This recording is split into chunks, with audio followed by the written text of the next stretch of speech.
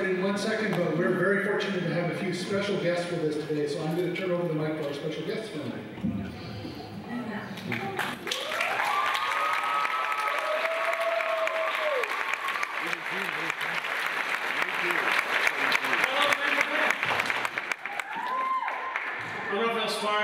Also known as Kate Malenko. I'd like to introduce you, Kimberly Brooks. Hello, hi, Kimberly Brooks.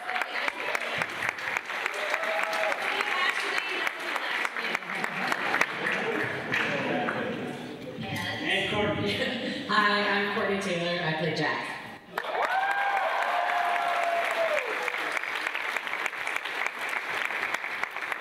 Thank you so much for being here. We're grateful to be here. We're here to say just how thrilled and grateful we are to be part of such an amazing enterprise as Mass Effect. We're here to really introduce the Mass Effect development team. Without them, we're nothing. So here's for them. Thank you so much. And also, here's to you guys, because without you, we would be nothing as well. So thank you.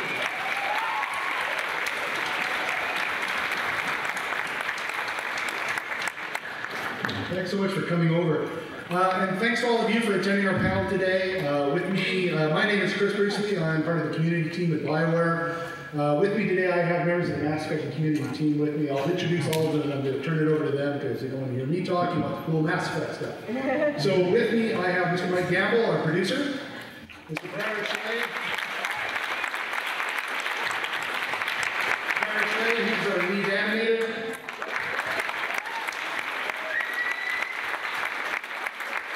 Mr. Gaspur, our senior combat designer.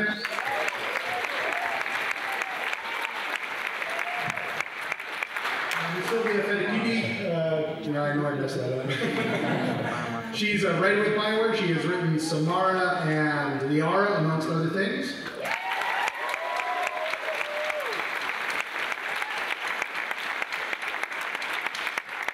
Mr. Hepler, also writer with BioWare, writer of things such as Thane, Edie, the Galaxy Map, the Alliance News Network tweets, all kinds of good stuff like that.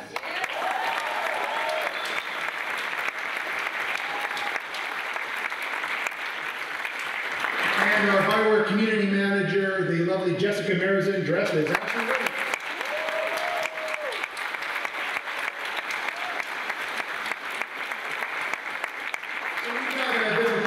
For you. I'm going to turn it over to Mike Gamble. When the team has done our presentation, we will be taking fan questions.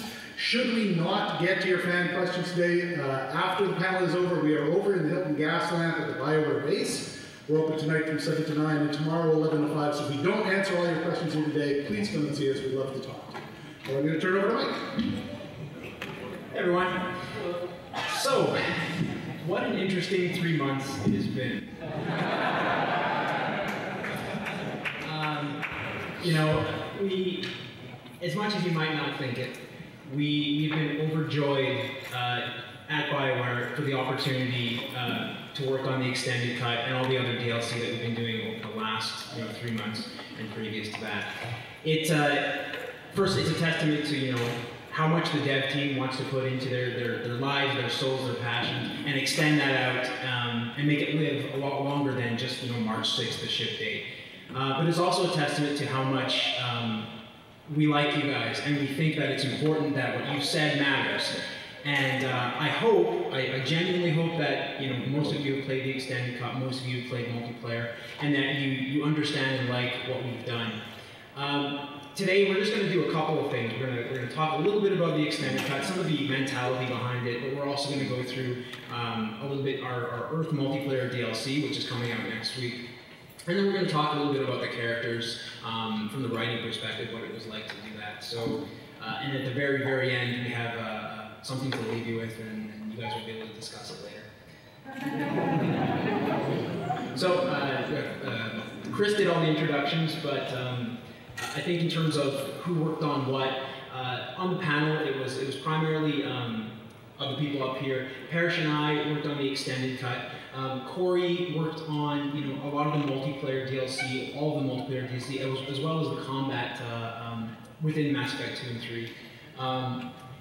Sylvia and Chris, both writers for Mass Effect 3, Mass Effect 2 DLC, and Chris Mass Effect 1, Mass Effect 2. So all of us up here are genuinely involved in the things that we've been doing.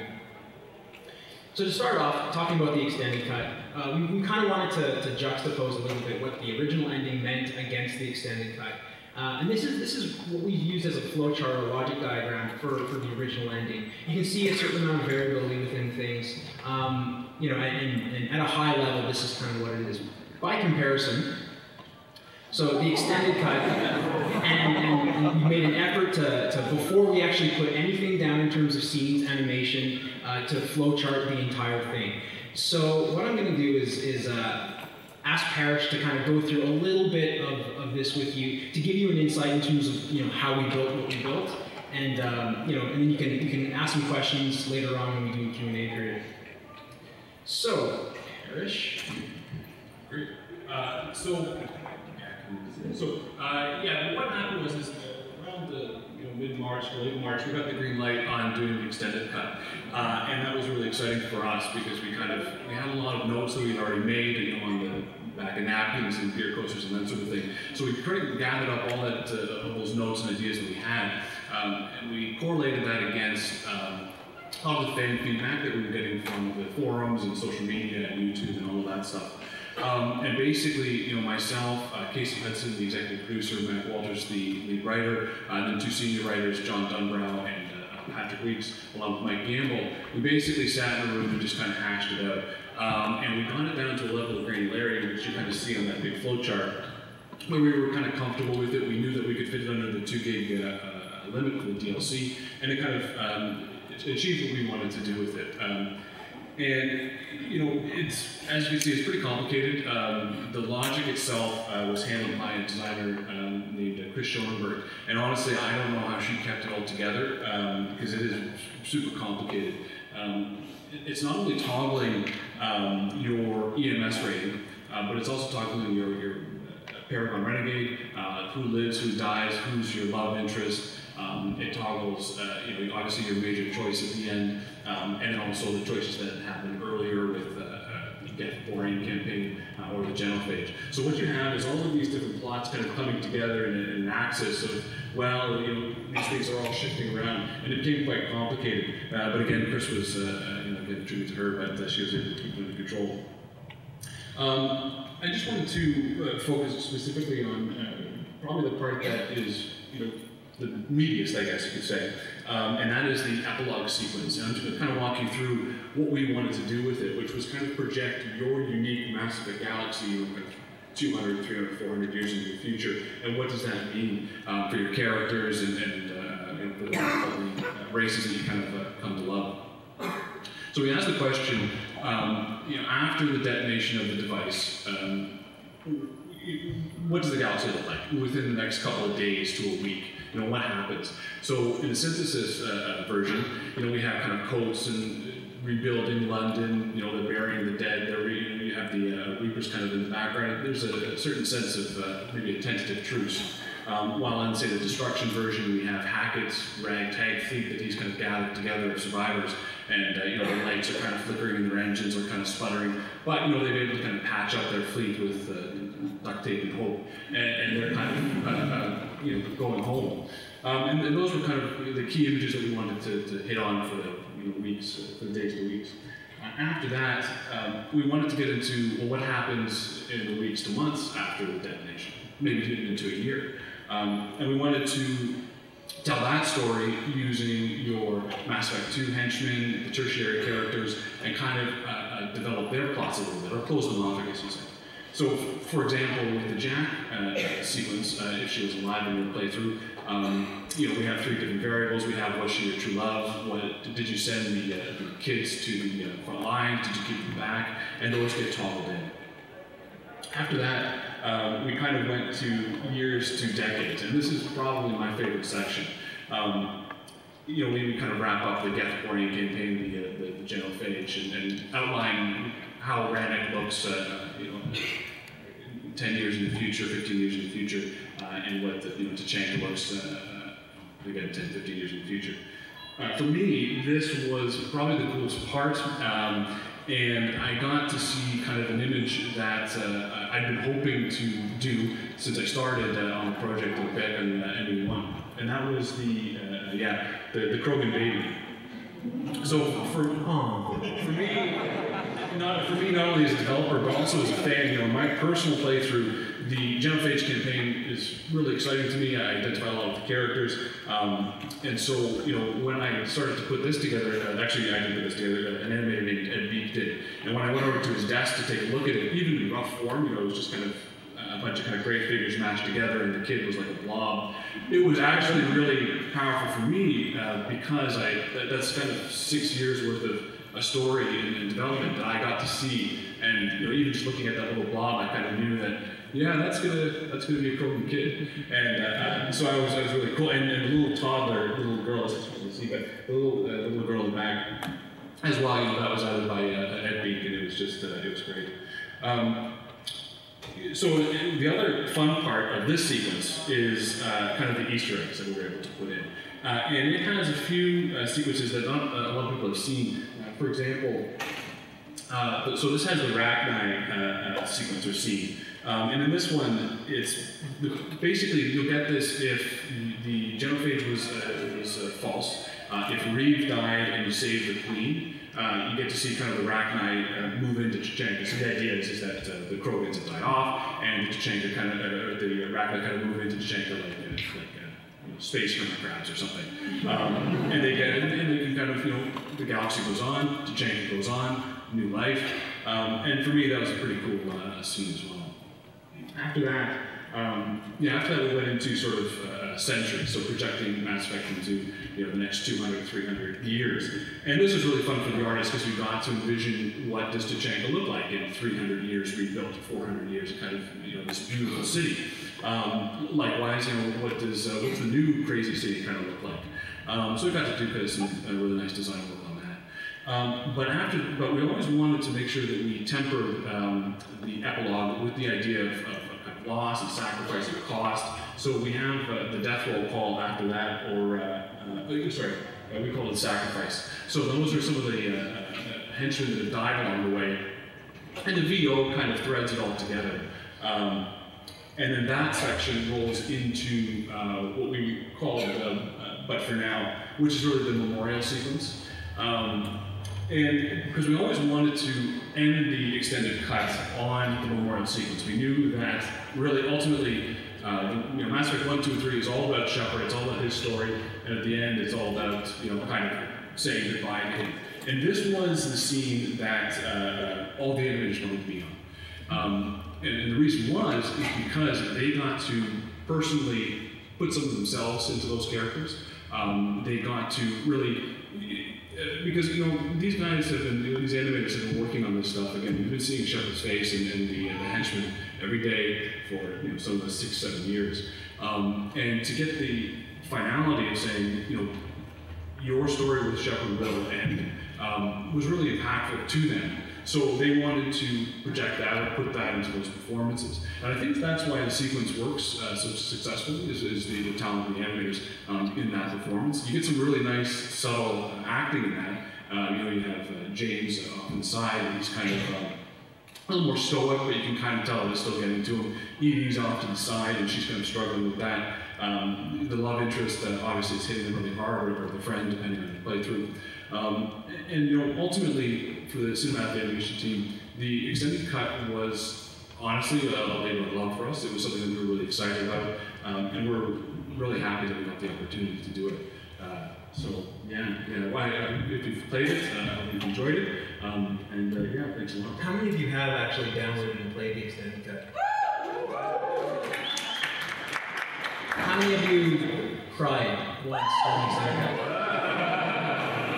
All right, you can. Awesome. Yeah, so the intent obviously was to talk a little bit on the emotions, because of course, like Parrish said, most of us, you know, we understand the fans have been living with these characters for 7 years, but so have we, every day building them and trying to bring them to life. So it was just as much a goodbye for us as it was for the rest of you. we're glad we were able to be part of it with you. Right, Jess? Or do you think so? Oh yeah, absolutely. I think one of the big things that leading up to this is my first job in video game industry. Obviously, you can tell that most people do not look like this. So, when I was getting into it, the biggest thing I was like, okay, we're doing all this marketing push, we're doing all these things to promote the game, and Chris and my job were like, we cannot wait for the game to come out so we can finally talk about how much fun it is with our fans, and how all these stories to tell, and when that didn't happen, it was really important for us to say, okay, well, this is still something that we're really passionate about. I don't even want to think about how many questions we fielded, how many times our Twitter feeds got shut down, but it was really important for us that we kept that line of communication open, because this wasn't just a one-way facing communication outwards and then we go and close the doors. This has always been a dialogue, and it's always been important for us that this is a relationship that we have with our fans, because without the fans, we don't have anything. And the fans that are disappointed in us now are the same fans that were rallying for us when there was the Fox News sex alien scandal. Those were the people who were, those were the people who stood by us, and we recognize that a lot of those people are the people who were disappointed, and we knew that there was a lot to do, that we wanted to maintain that strong relationship. So we do really appreciate all the feedback. I got really good at Excel in the past few months, so thank you. Cool. So I think that we've talked a little bit about the extent that we can field questions more later, and if you want to pop by the Bioware base between now and the end of the con, we're all happy to talk. Just corner us and we'll say what we can. No corner anyone. But I want to also talk a little bit about some of the multiplayer stuff that we've been doing as well. We announced Earth. It's probably, like I said, the worst kept secret of all time. We announced it last week officially, and it's coming out next Tuesday. And I want to show you the trailer. It hasn't been shown anywhere yet, so it will be early.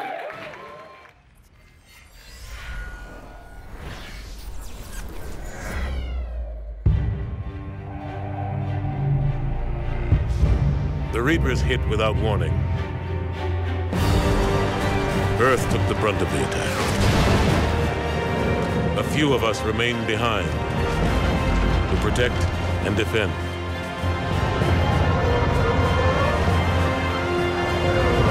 To keep what's left of Earth free.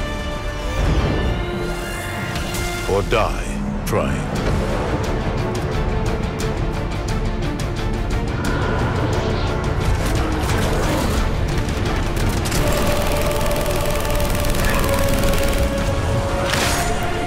Today, each of you must become more than a soldier.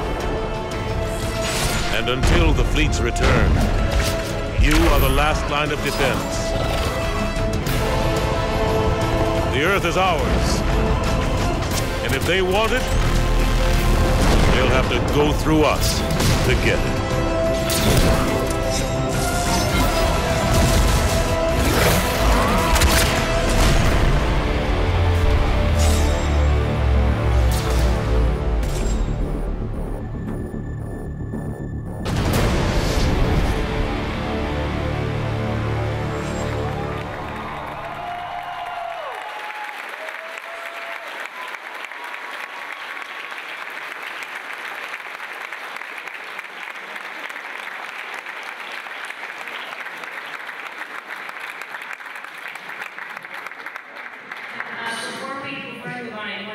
Shout out to our video team who puts together all those awesome trailers. They're here filming us, which is very nice.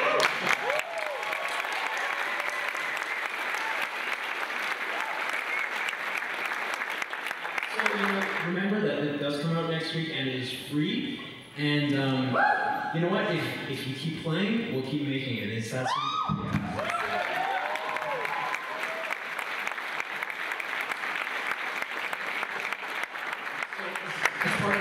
saw some of the, yeah, it's that simple.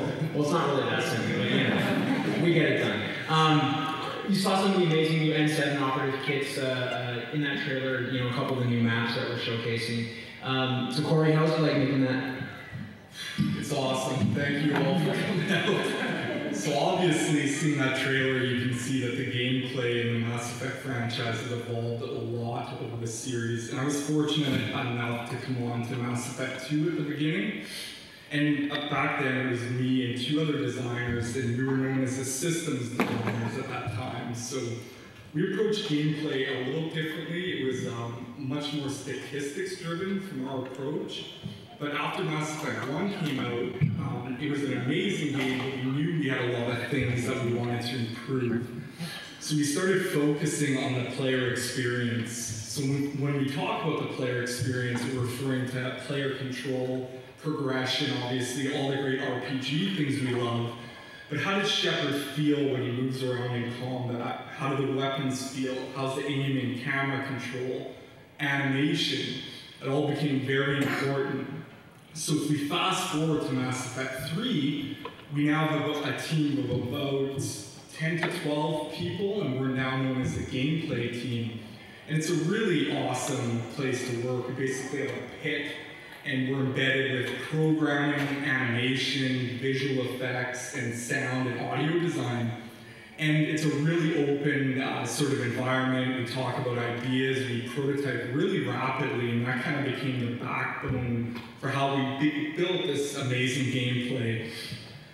So when it came to actually designing the combat and gameplay for Mass Effect 3, I kind of broke things down into 3 sections that I'll go over with you guys. So we look at theme, which is very important, fantasy fulfillment, and character-driven gameplay. So theme we get from our amazing writers like Chris and Sylvia, who come on, thank you.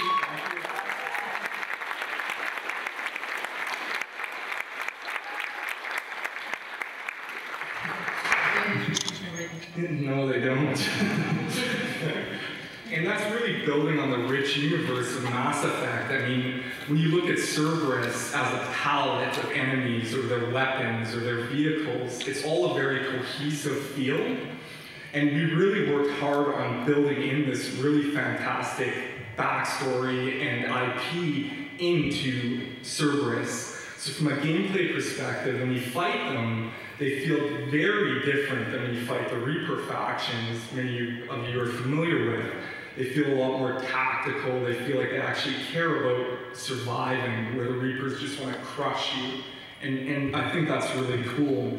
We also took that approach with the way we design the weapons. When you fire a Cerberus gun, it feels like you're shooting an iPad or an iPod. It's really high-tech and flashy. But if we move over to the Krogans, their weapons are very brutal. It's like you're firing a power tool or a big chainsaw or something, right? So that's very important to us. And it's a good segue into fantasy fulfillment. In fantasy fulfillment, I mean, seeing images like this, there's a lot of it in the Mass Effect universe through the choices you make in the storyline. But it's things like the overcover grab, the Omni-Blade, very cool things that Shepard can do in moment-to-moment gameplay. And you can say, hey Sylvia, if you're sitting on the couch playing, isn't that cool? And she goes, yeah, that's awesome. That makes me want to get into Mass Effect and enjoy that experience. So it's very important to us. And the last piece I wanted to touch on was character-driven gameplay. And it's really cool because this actually came in late in development, and it was a result of the multiplayer feature that we added that I hope people like.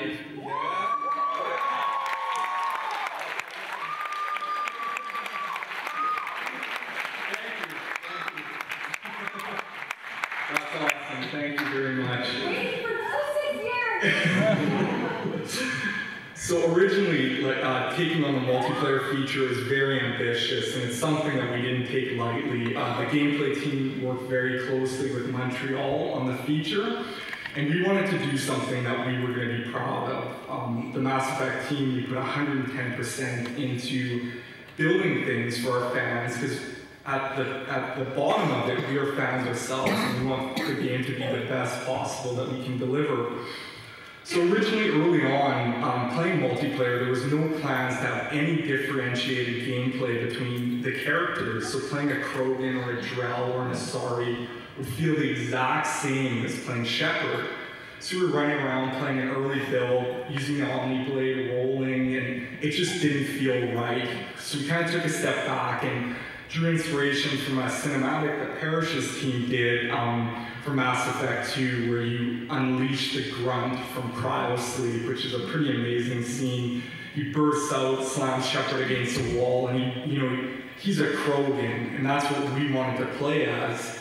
So in order to not scope creep, which gameplay has a habit of doing, I'm sorry Mike, we tend to bloat things and overdo it, we started stripping things away from the Krogan. So we said, okay, you know what, no, he can't roll. Let's bump up his shields, his health, let's make him tougher, he should be a tank. And our team really rallied around that, which is fantastic. So the sound design team got us the vocalizations, the wicked Krogan roar when you charge, the headbutts, all the great things that make you feel like you're playing the Krogan, which is awesome. Then we moved on to the Drell and the Asari, and it, to me, it really kind of formed the backbone of what made the multiplayer feature so successful, and why, to me, the Mass Effect franchise is so amazing, is because when you talk to developers or people who've worked on the game, there's all these stories of people going above and beyond and putting that 110% and doing things that wasn't expected before. And I think that's why there's so many passionate fans that we've met here. And I just wanted to take the opportunity to thank you all. It's been a pleasure. Keep playing the game. We'll keep making really cool stuff like this. Thank you.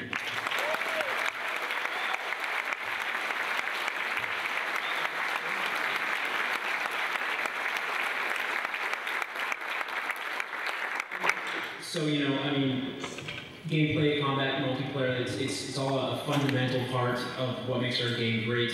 And like Corey touched on, there's always kind of a narrative thread that we like to tie through everything that we do. And part of that is the amazing team of writers that we have, led by Matt Walters, Patrick, Jay, John, Sylvia, Chris, everyone on our team right now takes things very seriously, and they again put all their effort into creating these amazing narratives that make our game what it is.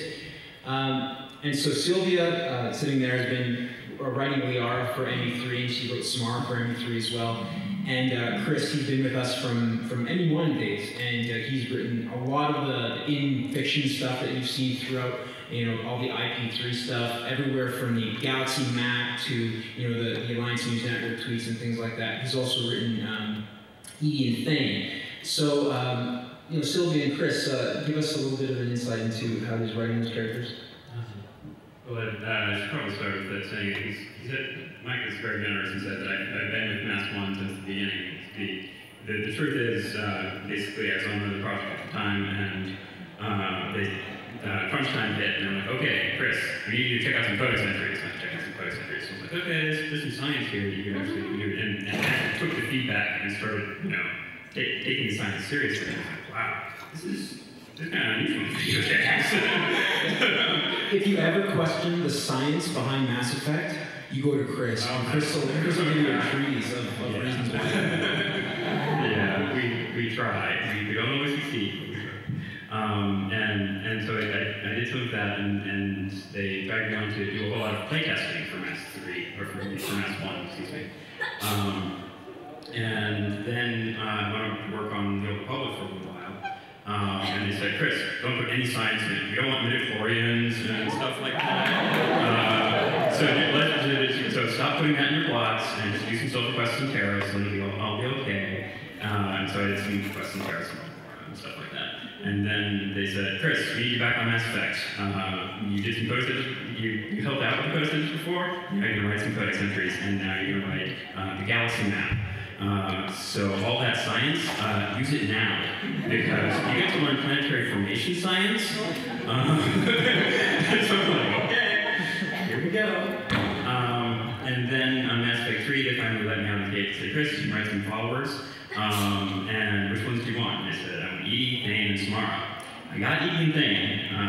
Tomorrow went to this lovely lady right here. Yeah. Okay, yeah, so that's generally been my experience. If you ask me to describe it in a simple phrase, how is it to work at BioWare and work on Mass Effect 3, the phrase I use is no candy for you until after you finish your Coke.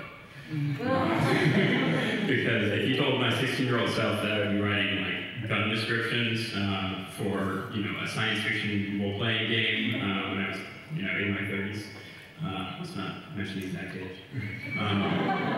That would have been one happy 16-year-old. Sylvia, you want to talk about your experience? Yeah, my career isn't nearly as illustrious as Chris's yet. The first thing I worked on for BioWare was this DLC called Lair the Shadow Broker.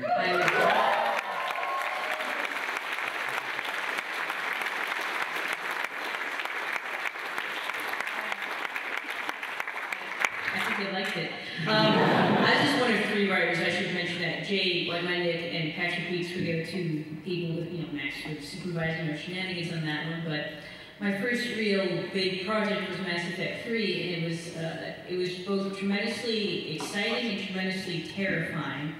And the terrifying part kind of comes from the fact that this room is completely full and there was a huge line outside. Just as I began to work on the project more and more, I saw how much it meant to people. And I'd always known intellectually it's a big property. People really like the universe and Shepard, but then from like news articles and fan posts and just the general hubbub, and I realized just, wow, I better get this right.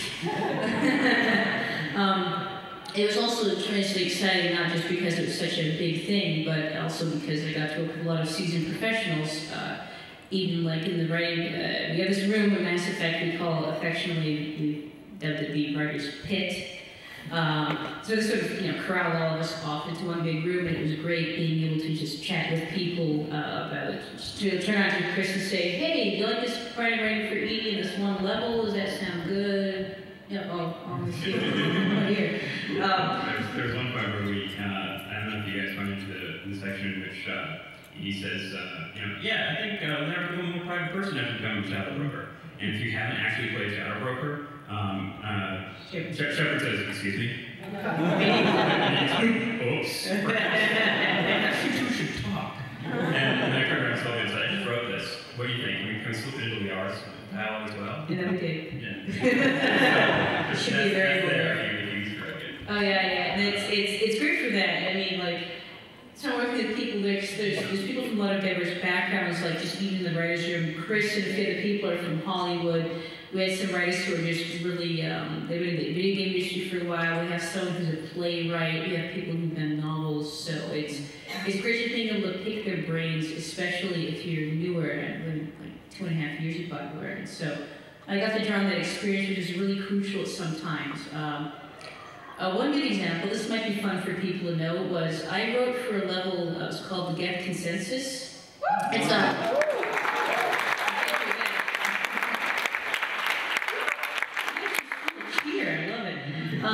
it was a fun level, but it was also a very difficult one to bring to fruition. Our level artist and our level designer worked a lot on that one, especially because it was so different from anything else we've done in the game.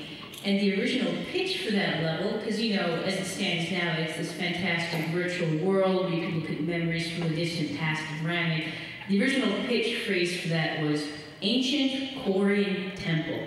So you see how far things can change. I mean, it was like a shipyard at some point with Geth. I don't know, but talking with people really helped me focus on what was cool about the core concept, which was learning a bit of the secret history of Rannick.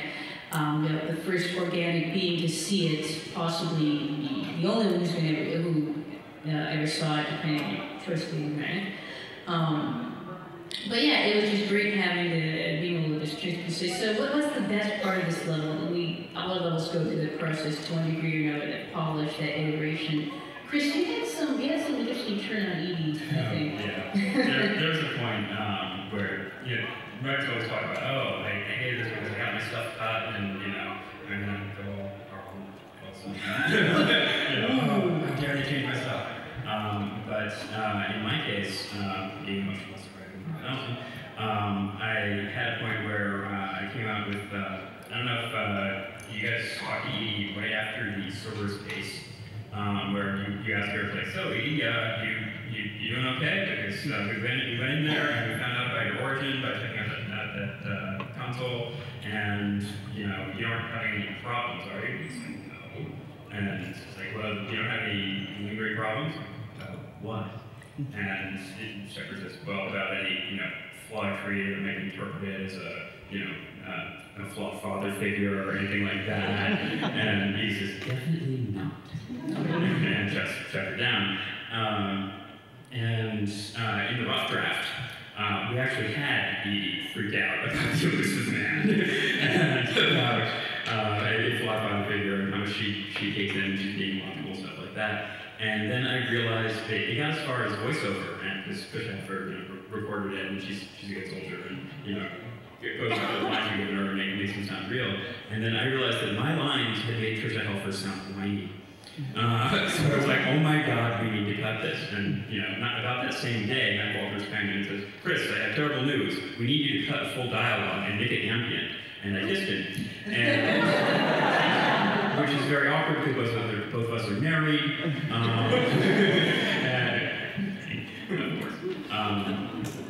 And in any case, so we cut it down, and now we basically turned it into a joke. And that's sort of our equivalent of the Harrison Ford shooting the swordsman in Indiana Jones and the Lost Ark sort of story. Yep. Yeah, let's keep this light. We're done. So that's my Edie story. So Sylvia, what about Samara? Or Samara? Liara? Liara, Samara, okay, hold on, spin this, it's Liara, that is. Okay, Liara, yes. She was fun, there wasn't actually, there was some churn on dialogues, but the beauty of learning Liara was she had 2 appearances in 2 other games, and some ancillary stuff like Shadowbroker in the comics. And it was a real joy being able to pull from her past relationship with Shepard. You could be friends, you could just not talk to her that much in the previous games. Like you maybe could have been a love interest with her. And that was, it's really great to have that history because it brings a richness to the character and their interactions that even if you don't reference it directly is usually the back of people's heads. And you don't always have that luxury when writing anything, essentially. I mean, some people may have known they are for 5 years. That was really cool. One of the scenes that I think you'd be particularly proud of, especially the people who did the cine design work for it, is the people who kind of direct the scenes is my best way I can phrase it. The time capsule scene with Liara, which I thought Ellie Hillis did an amazing job on, and Jennifer Hellmark really just really brought that in. That was the one scene I knew going to Mass Effect 3 I wanted and had very little iteration just because, what was she in the past? We met her as an archaeologist on a dig, she became the Shadowbroker, obsessed with information, and it just made sense for a character to go that route. And Parrish, you guys did that beautiful scene in the extended cut where if you choose to reject the Reaper's office, am I spoiling this for anyone? Or if you accidentally shot the catalyst just by accident. No, wait, what? No. Nothing accidental about that. That'd be me. I'd be like, what if we shoot him if it doesn't anything?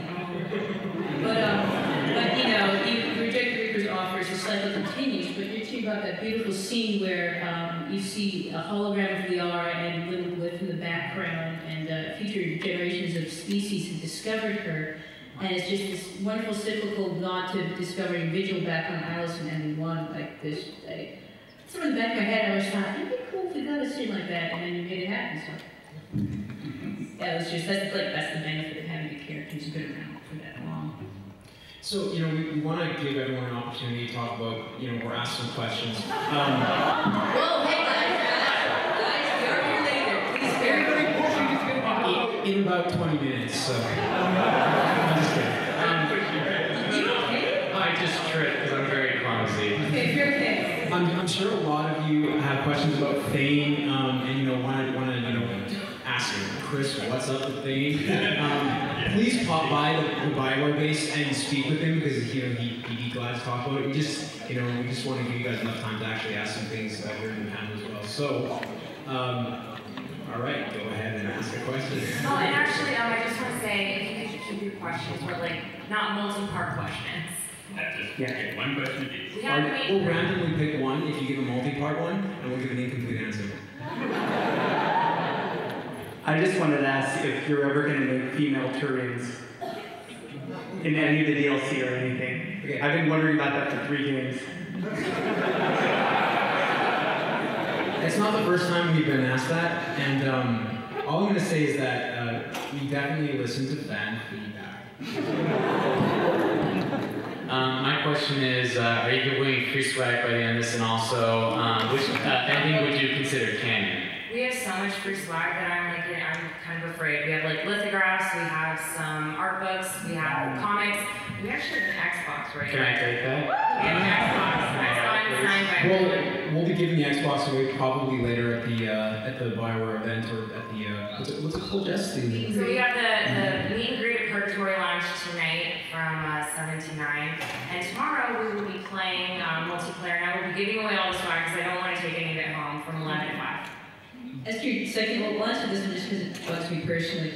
We don't have a canon. We've actually gone out. We've gone out of our way not to declare a canon. You know, if your shepherd's a dude shepherd who romance Tally, if your femme shepherd who romance Caden, or Liar, or whoever, like, if you save the back nine, if you destroy the crow, like, that's your shepherd, and we have never declared a canon, even when we had to trip around shepherd's gender and things like commas, which is incredibly hard. Just for you. If we had planned to do a canon ending, that would have saved us so much damn work. that whole chart just would have been like a straight line. It would have been beautiful, except we can't do that. So. Awesome, thank you. Okay, apparently we already know that we've been playing Platinum over at the Bioware round, and we almost beat Platinum just yesterday. But I know the multiplayer is going to be a main focus to continue the game. But would you guys actually consider bringing back, I guess, past battles? So you're fighting Borja or Krogan fighting against Rachni, just as an expansion idea to keep it going in the future. Yeah, I mean, like we said before, there's tons of really cool stuff that's happened in the Mass Effect universe. A lot of amazing backstory, a lot of amazing conflicts before the Reaper and Shepard conflict. You know, we look at our entire IP and we look at places where maybe we can tell stories. And that's about it, really. I mean, I can't really comment specifically on anything, but you know. But if you guys keep playing, we'll keep making. Yeah.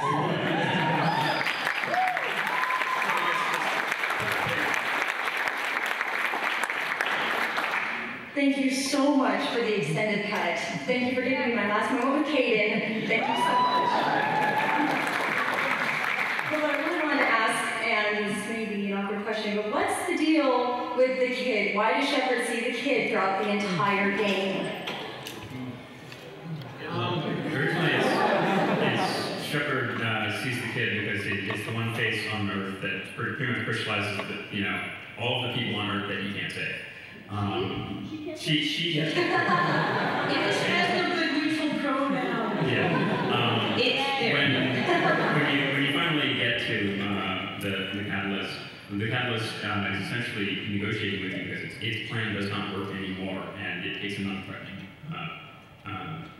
form. And also because Shepard shaking his fist at Harbinger or Shotstopper or another Reaper hologram and stuff like that didn't seem incredibly appropriate. You wanted to mix up and do something really different. Yeah, like we've had it 3 times before. Arrival, maybe 1, maybe 2. It was samey at that point. And there's only so many times you can be told your bacteria before you want to make a flag with bacteria on it, stick it in a Reaper husk somewhere. Very triumphant looking bacteria.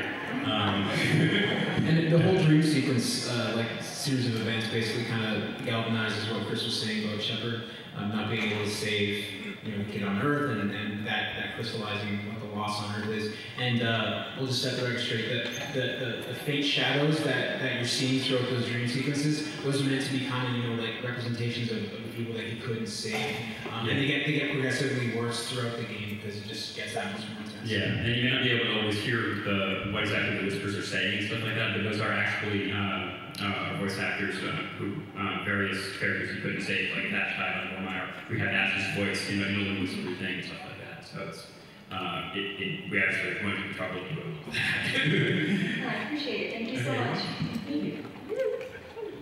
My question will be very fast, and of all the million questions that could be asked, I'm going to ask something totally self-serving. How do I become more cute? I am so well gainfully employed, and I would put down my AT&T badge to push a broom around your office. We always have job openings at jobs.ea.com, or go to our Bioware website and check our career page. We also will, Mesa, one of our recruiters, she's on Twitter, go find her, and we'll always retweet when she's posting jobs on the main channels. But come here, come to conventions, network, build out your portfolio, keep meeting people, and don't stop. Thank you. No, and what's a really good practical tip, if you want to make games, mods and really easy to make game tools are a great way to get started because they're easy, there's a lot of them right now, and it's great to have that practical experience, especially if you team up with some people who work as a team. Yeah, but if that's what you want to do, you go get it, man. Yeah. Okay? Don't stop. I just want to say, I love the writing aspect. The dialogue is brilliant and it's engaging. And to that end, I really love the Dark Horse comic books with Matt Walters engaged in that and everything. Yes. I know that we have miniseries like Invasion and Homeworlds right now. I was wondering if you guys were thinking of doing a sort of monthly series, but that doesn't cap off at like 6 or 4 or 3 and keeps going and going. Maybe we can get to the 50s or 100s and just extend the Mass Effect universe. I think part of Bioware is always looking to expand our IPs and work with great partners like Dark Horse Comics, who are fabulous to work with. Certainly the possibility is open in the future. We have a lot of talented writers, and Sylvia has written Homeworld's issue 4. The possibility of future comic books, more novels. There's an anime in the works with Paragon Lost. Paragon Lost. She's been Freddie Prinze Jr., so lots of things in the works. That sort of thing is an idea, and it's certainly something we'd be interested in pursuing. We'll see what we come up with next. Thank you. We got 5 minutes, by the way, we've been told, so. We've only got time for a couple more questions because we do have a little bit something to leave you with as well. So just a few more questions. My question is, what's the motivation with the teaser survival of Shepard and the particular ending? The teaser was sort of fun to add in. You need to get your military strength. You have to have your forces above a certain level. And the motivation was, I think we're looking at all the endings I remember and then going, are these all too bleak? I mean, Shepard is, dies or is transfigured or lost forever in a lot of them. And so, you know what, for the fans who really, scraped every single last thing off the galaxy map, stuff in the Normandy's hold or whatever those get we wanted to do a beacon of hope for them to say, you know what, I see that N7 breastplate lifting, who else wears an N7 breastplate? Oh, my Shepard does. And we didn't want to leave people without that, I think. It was really hard to let go of Shepard in some sense for us too, so that was sort of fun for us to sneak in. thank you. But No. one other thing, but also we did intentionally make that slightly vague so that it is open to you projecting your own gameplay experience onto it. So we didn't want to again show exactly how he's potentially damaged or what he looks like. So it is meant to be a little ambiguous, like an ambiguous announcement. Yeah, you couldn't put the last gasp before death if you wanted that way. But a giant piece of rebar could just eventually fall on him. Yeah. You don't know. Just a troll, I'm sorry.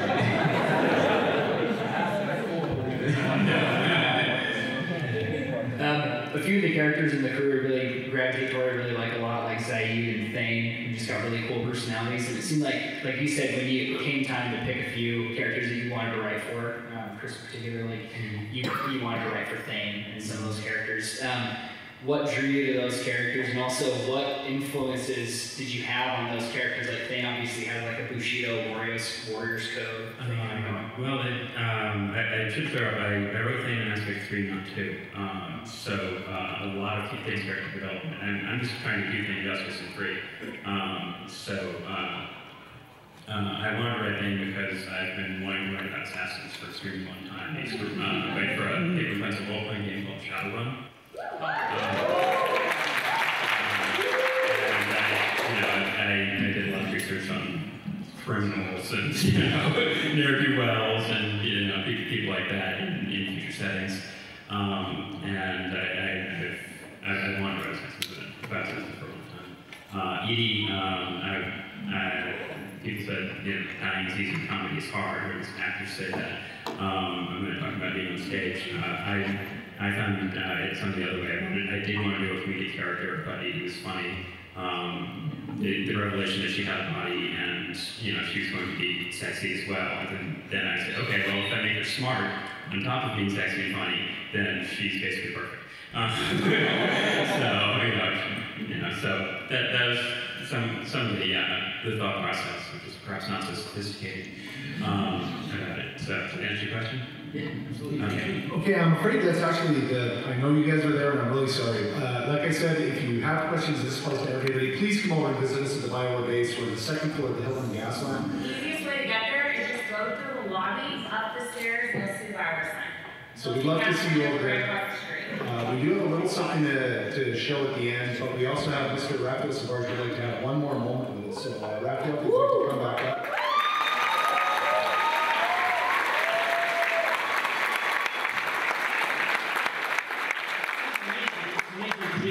To hear all of this, not knowing all of what's gone into it. So incredible.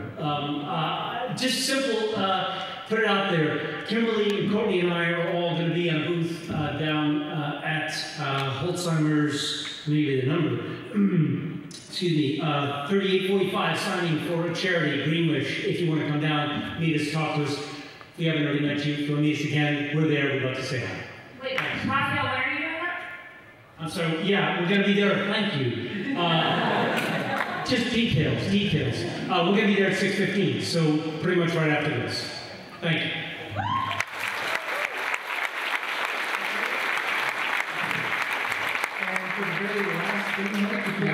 Yeah, I mean, as you all leave, we'd like you to look at something on the screen and maybe speculate a little bit amongst yourselves in terms of what it might be. But I can tell you it's something to come in the future.